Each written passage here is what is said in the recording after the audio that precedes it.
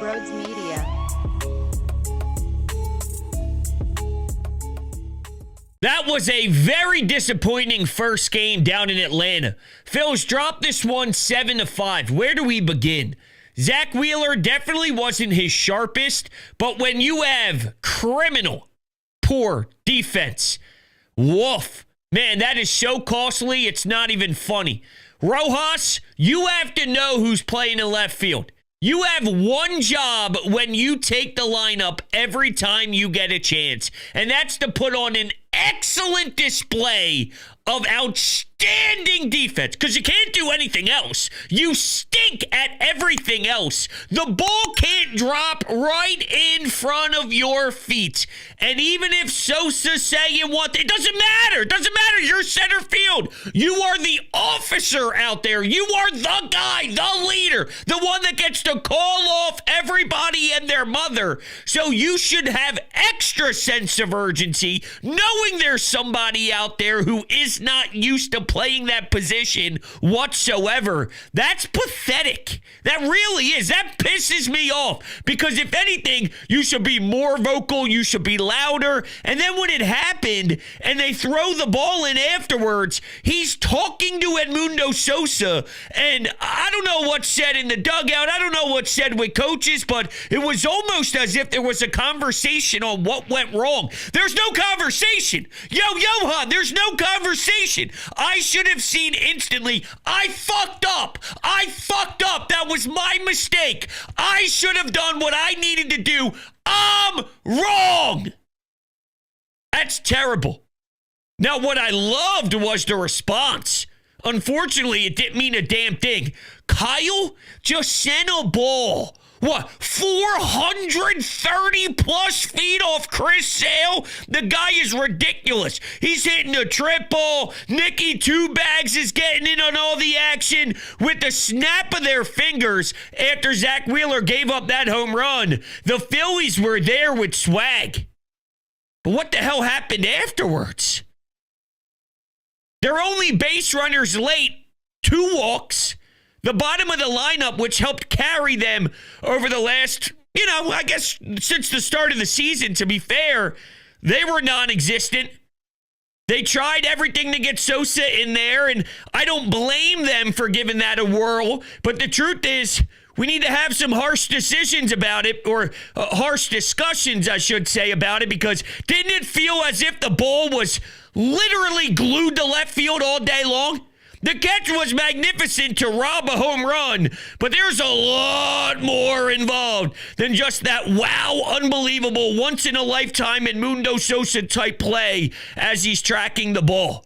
I mean, it felt like everything went to left field. He doesn't know if he's going to throw it home. He doesn't know if he's going to throw it to third. He releases the ball weird in midair. I mean, look, I'm not telling you he can't continue to grow at the position. I like his bat, and I do think it's a calculated risk. But at the same time, man, you can see how it's a little shaky and it's a little uncomfortable. And let me just point this out. By the way, Zach Wheeler, I'm not giving him much blame. He wasn't his sharpest. He did walk a bunch of guys, which is just uncommon for him. But again, I hate to do this because I guess I just cornered myself into the biggest Aaron Nola supporter in the history of Aaron Nola supporters, even though I'm not. He allowed 2 homers today. 1 was brought back over, but that's 2 homers today. If Zach Wheeler allows 2 homers in a day, I'm just saying, what does that say for some of these other pitchers out there? He allowed 2 homers today in a big ballpark. I'm just saying. That did happen. So cool your jets the next time Aaron Nola allows a homer. This stuff happens. Quite frankly, all of our starters seem to have some issues right now with the ball flying out of the ballpark. All right, what else do we got? Man, that offense, it just went super quiet. The bullpen. Matt Strom limited the damage. when Rob Thompson went and pulled Zach Wheeler. A very tough spot to be in. A lot of traffic on the bases. There's a sac fly that scores a run. And then from there, you really do limit the damage. So Matt Strahm did what he needed to do there. The problem is, after that, Kerkering, not good enough. And Tanner Banks is a wasted space anyway. So I don't know. The backstop. JT can't get the ball out of his glove. The chalk. Here's another run to help with the separation. And what I can't do is pretend that this series isn't a big deal. Yes, it's early April. Yes, there's plenty of time for both of these teams to be significantly different from who they are now. And you know that there are valuable pieces that the Braves are missing. One of them, though, PEDs related, and he's not going to be able to be utilized in the playoffs if the Braves even get there. But this is a chance to bury the Braves into a deeper hole than they already are in. This is a massive deal. Trust me, when Brian Snitker and this team, they're preparing for this series, they're not just lazy walking in, da-da-da-da-da. All right, let's go play baseball, da-da-da-da-da. All right, this isn't a big deal at all.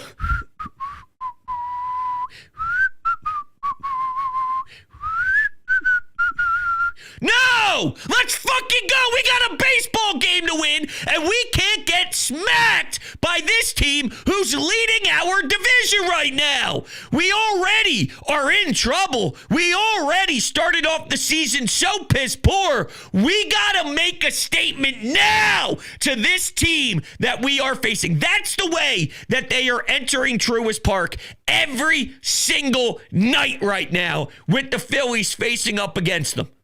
And you had a chance to counter that attitude and counter that edge.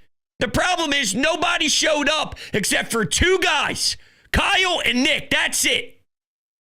So that irritates me a ton, that you understand how much emphasis Atlanta is putting on this game, how much they really care, because in a way, there's a desperate mode involved. And I remember when I was sitting through this game and the Phillies responded quickly to the Braves taking the lead. I mean, let's be honest, you start off the game 1-0. That's great stuff. First inning, trying to be loud, trying to be annoying, trying to be pesky.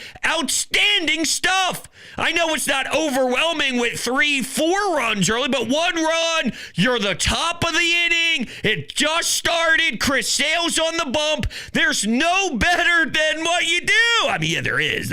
You could go up 6-0, but you get my point. It's a nice way to establish some life early on to let the Braves know we're coming. You lose the lead, you gain it back, and I remember saying to myself, this Braves team just looks flat. This Braves team, knowing how they should have walked through Truist Park to get ready for this game and how they were going to prepare mentally, they look lifeless for a group that should be so hungry and starving to win this game. And then what do you know? The Phillies just flatlined. Talk about lifeless. Talk about flat.